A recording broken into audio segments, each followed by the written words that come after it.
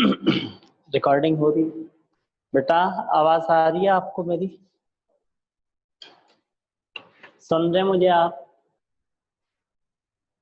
आ रही है? Yes yes yes yes yes yes, ठीक है ठीक है ठीक है ठीक है ठीक है ठीक है। अच्छा जी, कल तो सेकंड चैप्टर को हमने वाइंड अप किया। अभी सेकंड चैप्टर के बाद हमारे पास नेक्स्ट चैप्टर है, चैप्टर नंबर 3। और चैप्टर नंबर 3 कौन सा है?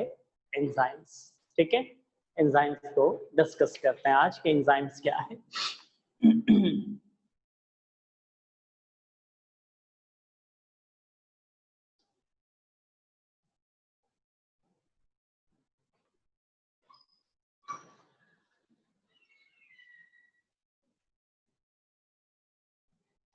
देखें, एंजाइम्स के ऊपर बात करें कि बेसिकली एंजाइम्स कहा किसको जाएगा, एंजाइम्स हैं क्या? ठीक है, देखिए जो वर्ड है ना enzyme,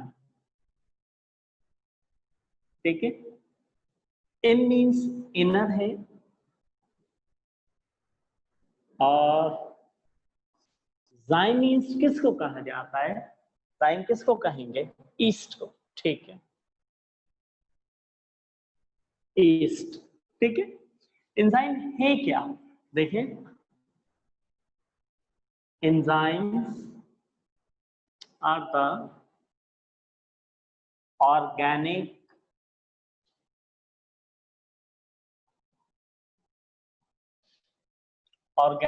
proteinous substance, which catalyze या फिर which take part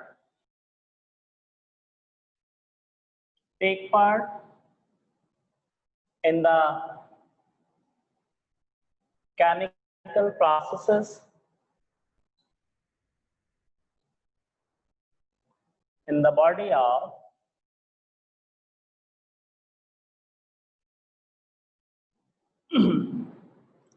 living organism। ठीक है, एंजाइम्स क्या है? मैंने कहा यहाँ पर कि enzymes basically organic proteinaceous substance, organic proteinaceous substance. सवाल ये पैदा होता है कि एंजाइम्स को ऑर्गेनिक प्रोटीनियस सब्सटेंस कहा क्यों जाता है? देखिए इधर, मैं सपोज करें कि मैं कहूं कि आप क्या करते हैं, इनटेक करते हैं फूड को।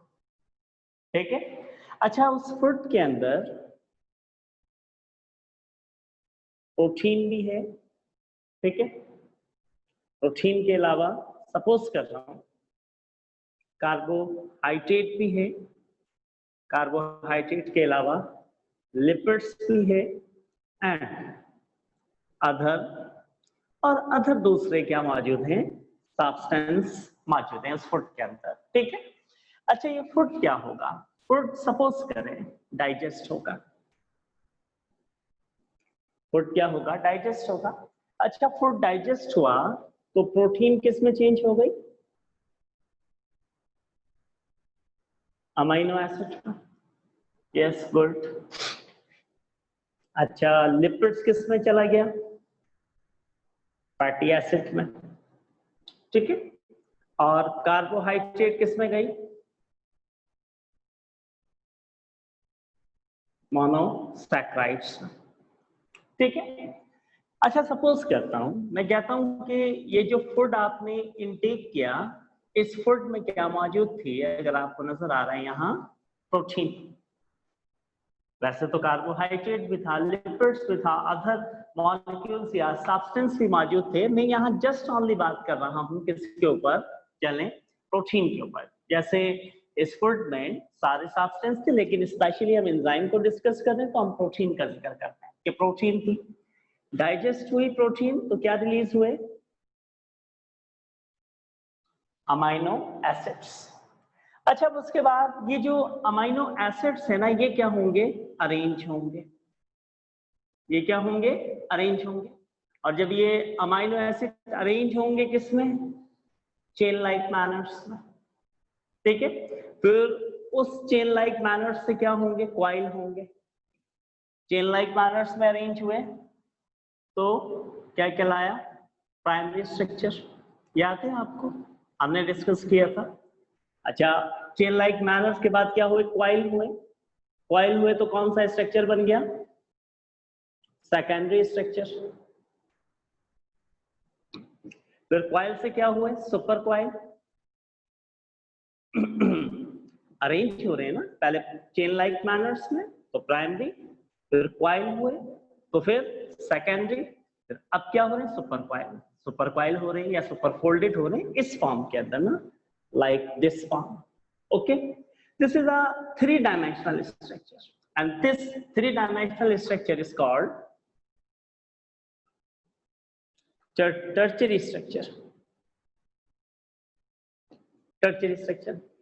जब सुपर क्वाइल हुए तो हमने क्या कहा कि ये क्या है आपके पास, अच्छा ये क्या है, सुपर क्वाइल क्या है, सुपर क्वाइल हुआ, कौन क्वाइल हो रहा है, ये बनी क्या थी, अमाइनो एसिड से।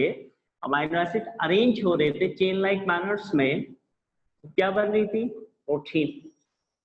ठीक है, पॉलीपेप्टाइड बनी थी ना। पॉलीपेप्टाइड मतलब प्राइमरी में गई, फिर क्वाइल हुई, सेकेंडरी कहलाया, फिर सुपर क्वाइल हुई, फिर क्या कहलाया, टर्शियरी। तो बेसिकली ये क्या है, ये आपके पास बेसिकली क्या है, एंजाइम्स। ये आपके पास क्या है, एंजाइम्स। और एंजाइम्स क्या है, अगर कोई आपसे पूछे व्हाट आर द एंजाइम्स, आप कहें कि protein, proteins are the enzymes. जो प्रोटीन्स जो है बेसिकली वो एंजाइम्स है। कल इससे रिलेटेड हमने टॉपिक को डिस्कस किया है, अगर आपको पता हो। ये कहाँ बन रहे थे, राइबोसोम्स के ऊपर। और राइबोसोम्स कहाँ पर मौजूद था, रफ एंडोप्लाज्मिक रेटिकुलम के पास। ठीक है, राइबोसोम्स के पास माने एंजाइम्स बेसिकली क्या है, एंजाइम्स जो है वो प्रोटीन है। प्रोटीन को आप किसका नाम देते हैं, एंजाइम्स का नाम देते हैं। मैंने कल डिस्कशन की थी, अगर आपको याद हो, मैंने कल कहा था कि देखें, जैसे मैंने कल स्किन कलर की इंफॉर्मेशन ली थी। एक बात हमेशा अपने माइंड के अंदर रख लीजिएगा कि आपके बॉडी के तमाम कैरेक्टरिस्टिक की इंफॉर्मेशन डीएनए के ऊपर मौजूद है। ठीक है ना। अच्छा, डीएनए के ऊपर मौजूद है ना, कोई एक ऐसा कैरेक्टर नहीं है आपकी बॉडी का जिसकी इंफॉर्मेशन डीएनए के पास मौजूद ना हो। याद रखिएगा हमेशा मेरी इस बात को। इवन इवन इवन इवन आपके यूं कह लें हेयर कलर से लेके नेल्स तक की इंफॉर्मेशन जो है डीएनए के पास मौजूद है। अब मैं सपोज करें कहूं कि स्किन कलर की इंफॉर्मेशन डीएनए के पास है, हेयर कलर है, आई कलर है, बॉडी शेप है, बॉडी का कलर है, स्किन या लिप्स की शेप है, ब्लड ग्रुप्स हैं। तो जितने भी आपके बॉडी के कैरेक्टरिस्टिक हैं, इन तमाम के तमाम कैरेक्टरिस्टिक की इंफॉर्मेशन डीएनए के पास मौजूद है। और कल मैंने आपको दिखाया था, आपने देखा था कि किस तरीके से उस इंफॉर्मेशन को कैरी किया गया था, और किसने कैरी किया था आपके पास, मैसेंजर आरएनए, जिसको आपने नाम दिया था mRNA। It carries messages. कौन से मैसेजेस कैरीज करता है, genetical messages from nucleus to cytoplasm, और साइटोप्लाज्म में जाके bind with ribosome, take part in the formation of protein. अब सुनिएगा इधर थोड़ा सा, ठीक है। जब ये स्ट्रक्चर सुपर क्वाइल हुआ, ठीक है ना, सुपर क्वाइल हुआ तो हमने इसको किसका नाम दे दिया, हमने कह दिया कि जनाब दिस इज अ प्रोटीन। अभी सुपर क्वाइल कहां पर होगा structure, keep in your mind, अपने माइंड में याद रखिए। ये सुपर क्वाइल कौन करेगा इसको, चले आपसे पूछते हैं, सुपर क्वाइल कौन करेगा। Yes, very good, excellent Suhaib Rayeen. Yes yes yes, golgi bodies.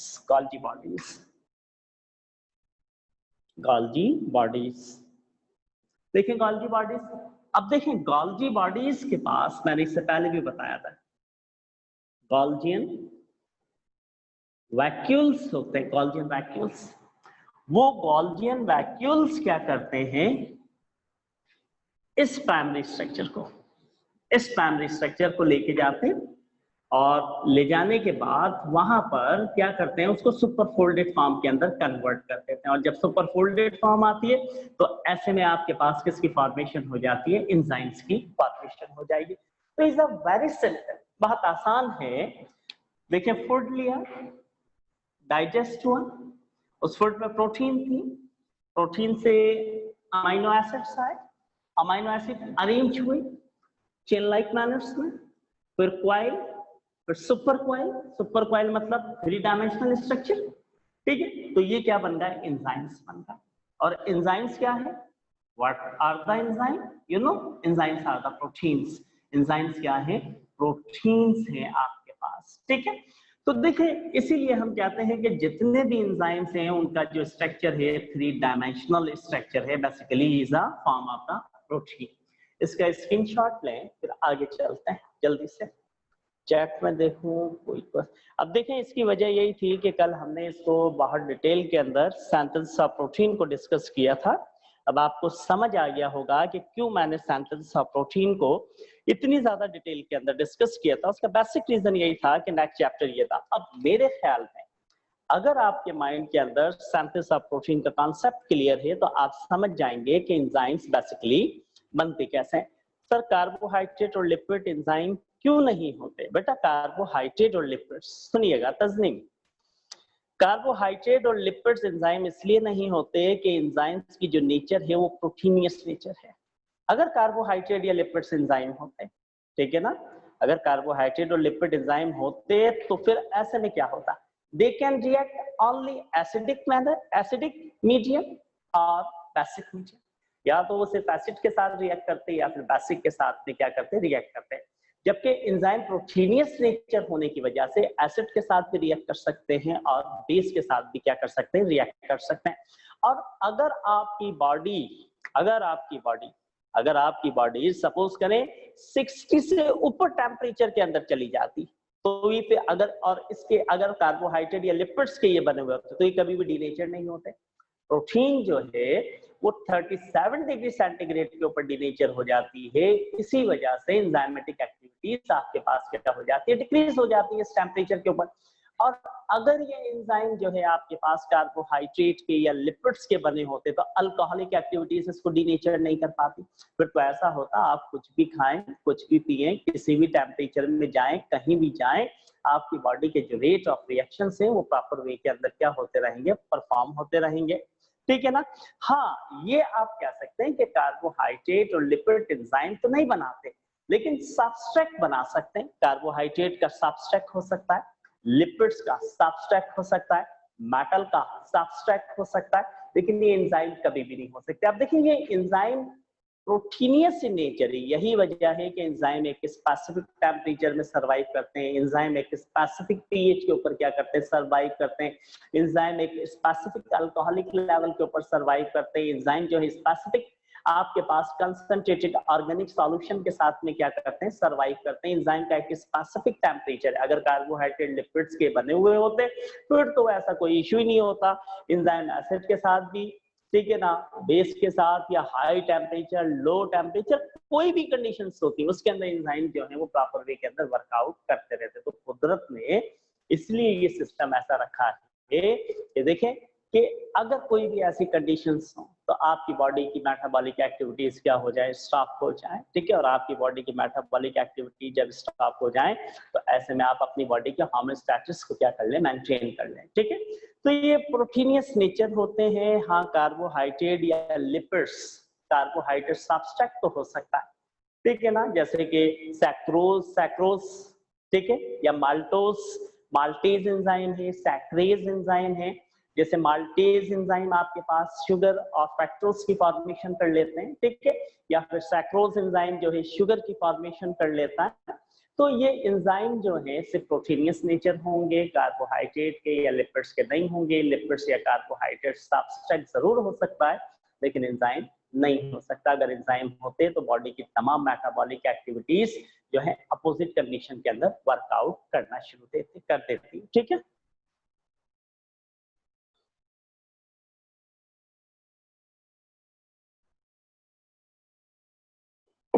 Screenshot ले लिया आपने, आगे चलते हैं।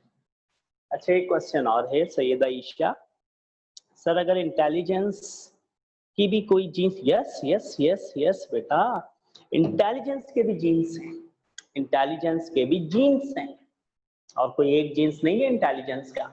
एक बात याद रखिएगा, आपकी बॉडी के अंदर ना, इस कपड़े को तो साइड, आपकी बॉडी में ना एक बात याद रखिएगा, दो जीन्स मिलके, इंटर वाले मेरी बात समझ रहे होंगे, फर्स्ट ईयर वाले मेरी बात नहीं समझेंगे। आपकी बॉडी में दो जीन्स मिलके एक एलील बनाता है। चलिए देखिए इधर, देखिए देखिए देखिए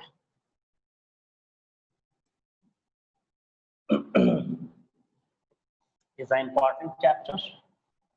आज फाइनल टेस्ट मिल जाएगा चैप्टर 2 का, और चैप्टर 3 का बेसिक टेस्ट मिल जाएगा आपको। चैप्टर 2 के की पॉइंट दे चुका हूँ, चैप्टर 3 के की पॉइंट्स मिल जाएंगे ग्रुप के अंदर आपको आज। ठीक है, देखें, सपोज करें ये दो क्या है, एक मैं कहूं कि ये जीन है, मैं कहूं कि एक ये जीन है। ये दोनों जीन्स मिलकर के क्या बनाएंगे, एलील बनाएंगे। एलील हेटेरोजाइगस भी हो सकता है, होमोजाइगस डोमिनेंट भी हो सकता है, होमोजाइगस रिसेसिव भी हो सकता है। ठीक है, लेकिन जो इंटेलिजेंस है, स्किन कलर है, इनके जो जीन्स हैं ये हैं, इनको क्या कहते हैं, इनको हम कहते हैं कि इनको हम कहते हैं पॉलीजेनिक इनहेरिटेंस। ये किसके अंदर आते हैं, पॉलीजेनिक इनहेरिटेंस में। दो जीन मिलके एक एलील बनाते हैं और वो एक एलील क्या करता है, कंट्रोल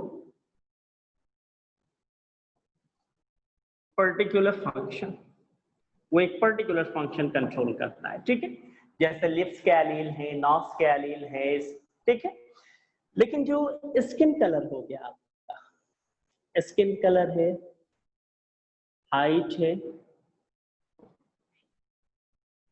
इंटेलिजेंस है, इन कैरेक्टरिस्टिक को नंबर ऑफ जीन्स क्या करते हैं, कंट्रोल करते हैं। नंबर ऑफ जीन्स कंट्रोल करते हैं या नंबर ऑफ एलील्स। जैसे सपोज करें एक पेयर एलील का ये हो गया, क्या दूसरा पेयर एलील का ये हो गया, थर्ड पेयर एलील का ये हो गया। ठीक है ना, अब देखिए कितने, 1 2 3 एलील्स। जबकि हम कहते हैं एक एलील एक पर्टिकुलर फंक्शन को कंट्रोल करता है, लेकिन यहाँ पे कितने, 3 एलील्स मिलके एक पर्टिकुलर फंक्शन, और वो एक पर्टिकुलर फंक्शन क्या, स्किन कलर को क्या कर रहे हैं, कंट्रोल कर रहे हैं। इसी तरीके से हाइट है, बसा औकात पेयर ऑफ जीन, दो जीन मिलके एक कैरेक्टर को कंट्रोल करते हैं, क्योंकि दो जीन्स मिलके एक एलील बना लेते हैं। और बाद बॉडी के कैरेक्टरिस्टिक आपके ऐसे हैं जिनको पेयर ऑफ जीन्स या पेयर ऑफ एलील्स क्या करते हैं, कंट्रोल करते हैं। यस, इंटेलिजेंस के भी जीन्स जो आपको इनहेरिटेंस में मिलते हैं अपने पेरेंट्स से इनहेरिटेंस के अंदर आपको मिलते हैं। ठीक है, इसको मैं रफ कर रहा हूं, allele allele allele allele allele नहीं समझ आ रहा तुम्हें, एलील क्या है, एलील है बेटा ALLELE, एलील। नहीं समझ आ रहा एलील क्या है, allele is the alternative form of same gene. ये चैप्टर नंबर 6 में डिस्कस करेंगे इंटर में, अभी रहने दें, बड़ा इसका कुछ सारा टाइम आज का इसी पे चला जाएगा अगर मैंने इसको छेड़ा।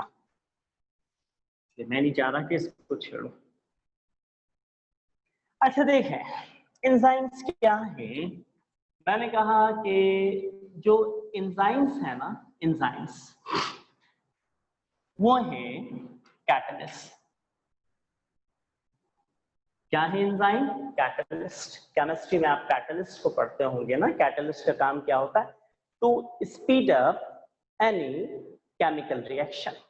जैसे कि आपके पास जिंक के कैटलिस्ट होते हैं, बोरिक के कैटलिस्ट होते हैं, जो केमिस्ट्री के अंदर किसी भी रेट ऑफ रिएक्शन को क्या कर देते हैं, इंक्रीज कर देते हैं। लेकिन हम यहाँ पर एंजाइम्स को कैटलिस्ट का नाम नहीं देंगे। ये एंट्री टेस्ट में क्वेश्चन आ चुका है कि एंजाइम आर द, आपके पास क्या है, कैटलिस्ट हैं, बायो कैटलिस्ट हैं, बोथ कैटलिस्ट या बायो कैटलिस्ट या ऑल ऑफ दिस। ठीक है, तो हम एंजाइम्स को क्या कहते हैं, हम कहते हैं कि enzymes are the biocatalyst. Enzyme क्या है, बायोकैटलिस्ट। व्हाई इनको बायोकैटलिस्ट क्यों कहते हैं, because they take part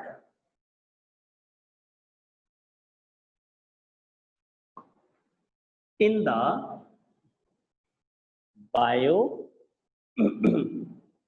chemical reaction, क्योंकि ये कहाँ टेक पार्ट करते हैं?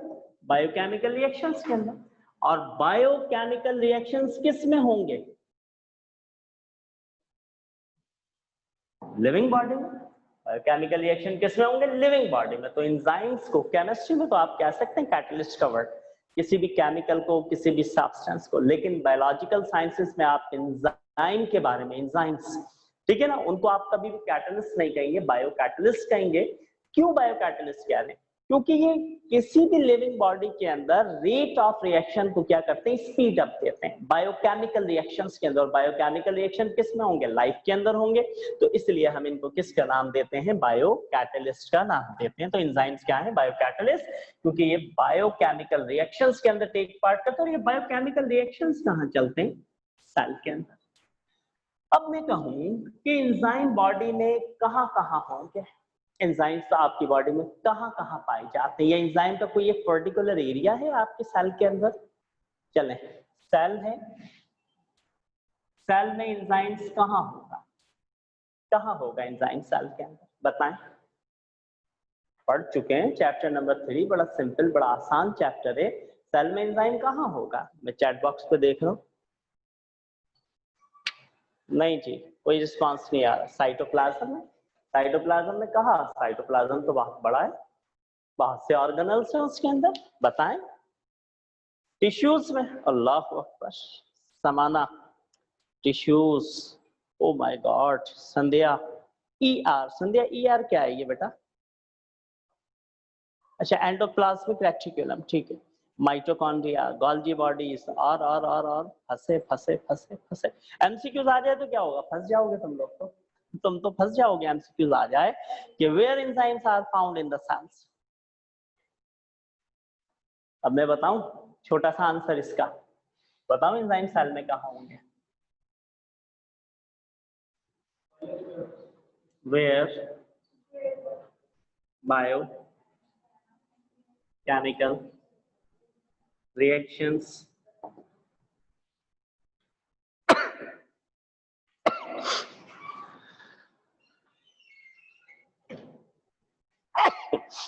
where biochemical reactions are take place, जहां बायोकेमिकल रिएक्शंस होंगे। बायोकेमिकल रिएक्शंस कहां होते हैं? गोल्गी बॉडीज में भी होते हैं, माइटोकॉन्ड्रिया में भी होते हैं, एंडोप्लाज्मिक रेटिकुलम में भी होते हैं, न्यूक्लियस के अंदर भी होते हैं। समझे कुछ मेरी बात? कि हर उस जगह एंजाइम होंगे जहां बायो